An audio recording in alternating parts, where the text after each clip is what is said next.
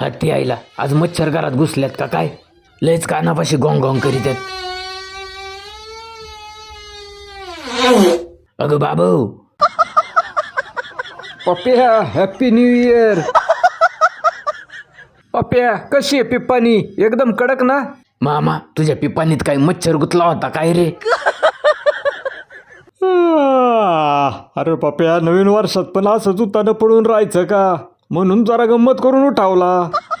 अय काळ्या, नवीन वर्षाचं सकाळी सकाळी ध्वनी प्रदूषण आणि वायू प्रदूषण करायला आला का माझ्या घरात?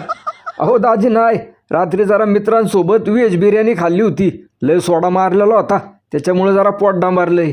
खरं तर नॉनव्हेज पार्टीच करायची होती, पण एकादशी आणि गुरुवार आल्यामुळं सगळा कार्यक्रमच फेल झाला. आई ग. काळ्या, मग मला का नाही बोलावलं पार्टीला? होय रे. फुकट्यांना कुणालाच बोलावलं नव्हतं. काळ्या, माझ्या घरात राहून मलाच फुकट्या म्हणतो. होय रे, मस्ती आली का? आईला या बापाचं आणि मामाचं नवीन वर्षाचं झालं का सुरू? पप्प्या तू शांतपणे गप पडून राहा बरं. बया